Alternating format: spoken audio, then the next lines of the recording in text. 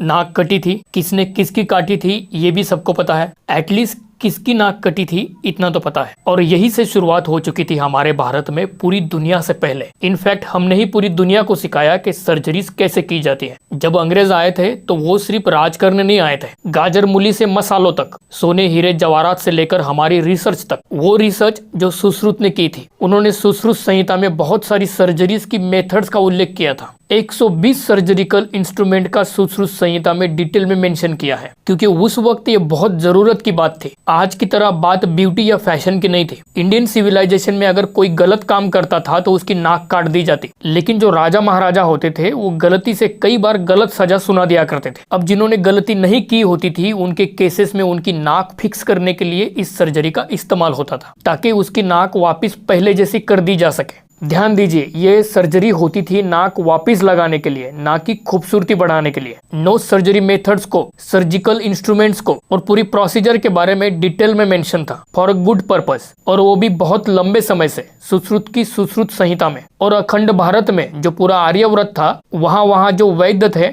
उन्होंने सुश्रुत संहिता से वो सर्जरी सीख के वो एक्सपर्ट बन गए थे। और जितने भी यहाँ एम्पायर्स आए थे उनके लिए वो काम करते थे। और तभी ब्रिटिश आए, लेकिन ब्रिटिशर्स और इन एम्पायर्स में बहुत फर्क था। बाकी सारे एम्पायर्स यहाँ रूल करने आए थे, लेकिन ब्रिटिशर्स का मकसद एक्चुअल में सिर्फ लूटना था। तो वो रिसर्च सिर्फ लेकर नहीं गए, हमेशा के लिए लेकर चले गए। और जिन भारतीयों को वो नॉलेज थी वो उनसे भी पहले चले गए, हमें छोड़कर हमेशा हमेशा के लिए। और कई सालों बाद ये रिसर्च वापस आई, जो अब तक लौट कर ही आ रही है। और वो धीरे धीरे लौट कर क्यों आ रही है? क्योंकि उसका पर्पस गलत है। अब गलत पर्पस मतलब ऑफिस यही कि कोई बूढ़ा नहीं होना चाहता, अब चाहे इसके लिए जो कुछ करना पड़े, क्योंकि उनको डर लगता है कि अगर बूढ़े हो जाएंगे तो हम आउट ऑफ द स्पॉटलाइट चले जाएंगे। अब तो ये बहुतों ने किया है, लेकिन सबसे पहले अगर किसी ने कॉस्मेटिक सर्जरी की होगी तो उसमें नाम आता है श्रीदेवी का। अब इस वीडियो में मैं जिसका भी नाम लूंगा वो सिर्फ मैंने अनुमान लगाया है, मैं कोई क्लेम नहीं कर रहा हूँ कि हाँ ऐसा ही हुआ है, क्योंकि ये सारी चीजें न्यूज में ऑलरेडी अवेलेबल है। तो फ्यूचर में मेरे ऊपर कोई एलिगेशंस नहीं बनती, और इसके लिए डिस्क्लेमर भी मैं साथ में अटैच करने वाला हूँ। आपके स्क्रीन पे जो इस वक्त दो फोटोज आ रही है वो श्रीदेवी की फोटोज है, बिफोर एंड आफ्टर की।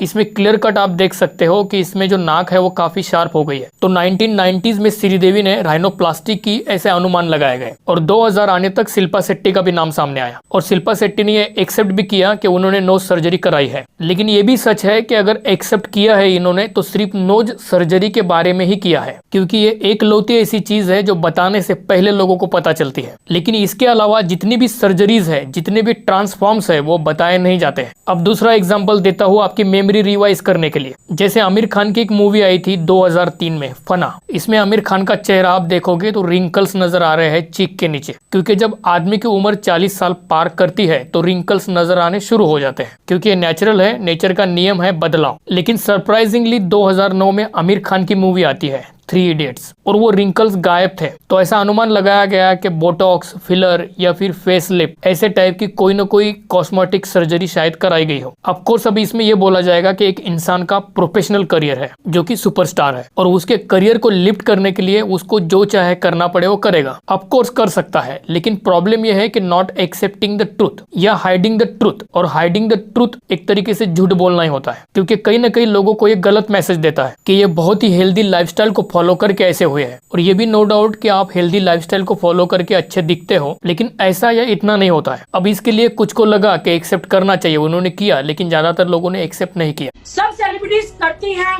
To look good. अब जो होना था वो तो हुआ, लेकिन ये क्यों हुआ? तो प्रॉब्लम थी कमर्शियलाइजेशन ऑफ सिनेमा। 1990 से जो लोग पैसा इन्वेस्ट कर रहे थे बॉलीवुड में, और उन्होंने अच्छा खासा मोटा पैसा लगाना शुरू कर दिया था, और उनको वापिस भी वो अच्छा खासा चाहिए था। और ऐसा तभी हो सकता था जब वो हीरो और हीरोइंस को बनाएंगे। इसलिए बॉलीवुड से एक्टर और एक्ट्रेसेस गायब हो गई, सिर्फ हीरो और हीरोइंस ही रह गई, यानी कि सिर्फ मॉडल्स रह गए। इसलिए कंगना रनौत कहती है वो सही लगता है कि वो हर रोल के लिए जिम जा रही है, हर रोल के लिए सर्जरीज करा रही है, क्योंकि आप जो लीन लुक प्रेजेंट कर रहे हो वो हमारी सोसाइटी को रिप्रेजेंट नहीं करता है। हमारी सोसाइटी में मिडिल क्लास में, अपर मिडिल क्लास में भी, इवन रिच फैमिलीज में मोटे मोटे लोग हैं, मोटी आंटीज हैं। सॉरी टू से अगर किसी को बुरा लगता है, लेकिन सच्चाई यही है, और वो हमें बॉलीवुड के एक्टर एक्ट्रेसेस में दिखाई नहीं देता, मतलब ये मॉडल्स में। और इस वजह से हम लोग ओटीटीज पे जाते हैं और वो सारी चीजें ढूंढने की कोशिश करते हैं। गुल्लक जैसी सीरीज देखते हैं क्योंकि वो रियलिटी में इंडियन क्राउड को रिप्रेजेंट करता है। अब ये सिर्फ कॉस्मेटिक सर्जरी तक सीमित नहीं रहा, स्टेरॉइड्स के मामले में भी ऐसा ही हुआ और इस स्टेरॉइड ने इंडियन सोसाइटी में बहुत गंदे तरीके से पेनिट्रेट किया, बहुत बुरी तरीके से डैमेज किया लोगों की लाइफ को, लोगों की हेल्थ को। और सबसे डेंजरस है कि इसका कोई जिक्र नहीं होता है, इसकी कोई बात नहीं करता है, क्योंकि इतनी सारी तगड़ी तगड़ी फिजिक्स हम बॉलीवुड में देखते हैं, वो कहां से आई? यूज ऑफ एनाबॉलिक स्टेरॉइड,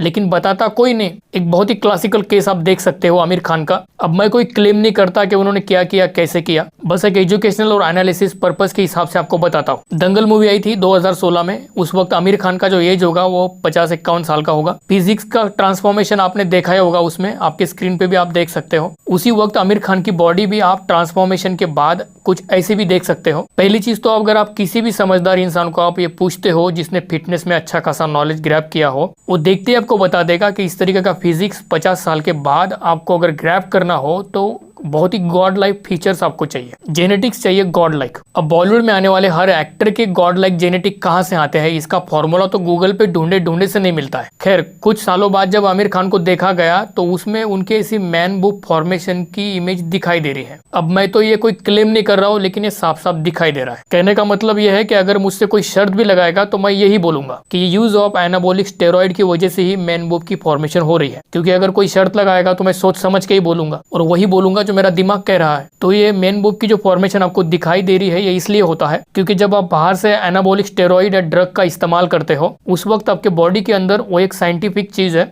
ऐसे कुछ फंक्शंस होते हैं जिसमें आपके फीमेल हार्मोन्स बढ़ जाते हैं, मतलब मेल के अंदर फीमेल हार्मोन्स के काउंट बढ़ जाते हैं, इसलिए अक्सर ये मेन बुब्स की फॉर्मेशन दिखाई देती है। अब ये जानते भी सब है, फिर भी करते हैं क्योंकि ब्यूटी स्टैंडर्ड बहुत हाई लेवल के सेट हो चुके हैं। अगर आपके पास 6 पैक ऐप नहीं है तो फिर आप आइडल नहीं हो, आप स्टार बनने के लिए परफेक्ट नहीं हो। किसी लड़की के पास perfect lips, perfect jaw line, beautiful face, ये सब कुछ परफेक्ट, उसी के साथ में उनकी जो फिगर है, जो बाकी बॉडी फीचर्स है, वो भी परफेक्ट होने चाहिए। और जब आप ये ऐसे ब्यूटी स्टैंडर्ड को सेट कर देते हो और आप बताते भी नहीं हो कि आपने ऐसी ऐसी मेथड्स का इस्तेमाल किया है जो बिल्कुल भी नेचुरल नहीं है, प्रॉब्लम यहाँ आती है। क्योंकि इसके बाद जो सोसाइटी में डैमेज होता है वो किसी को पता नहीं चलता है। क्योंकि एक नॉर्मल सा लड़का जिम जाता है और ट्रेनर को कहता है कि मुझे हीरो लाइक ऐसी बॉडी चाहिए, कुछ टाइम के बाद ट्रेनर सजेस्ट करता ही है कि आपको तो ये लेना पड़ेगा, और वो क्या होता है? Anabolic steroid. तो उस लड़के को अगर शक हो कि ये कुछ भी नुकसान करेगा, तो जब बॉलीवुड के इतने बड़े बड़े एक्टर्स को कुछ नहीं हुआ तो फिर तेरे को क्या होगा? क्योंकि उनको तो कुछ भी नहीं हुआ है। अब ऐसी बहुत सारी चीजें हैं, पान मसाला के ऐड में भी आपने बहुत सारी ऐसी चीजें देखी होगी।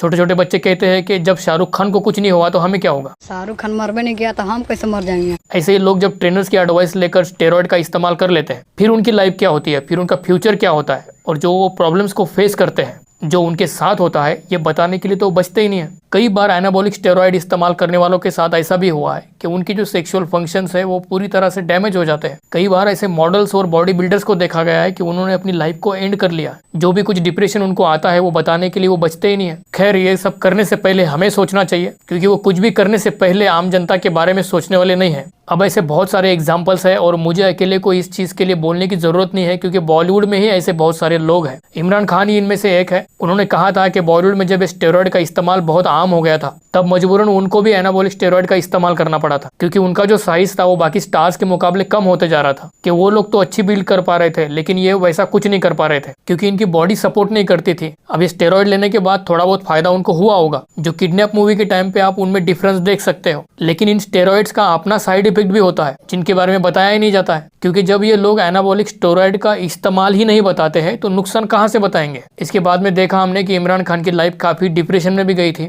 ऐसे बहुत सारे एक्टर्स जिनके फ्यूचर हमें बहुत ही प्रॉमिसिंग लग रहे थे और वो कहीं चले जाते हैं, और उनकी स्टोरी सुनता भी कौन है? शो बिजनेस है, ऐसा ही चलता है, ऐसा ही चलता रहेगा। खैर, आज के लिए बस इतना ही। मिलते हैं अगले वीडियो में, तब तक के लिए नमस्ते।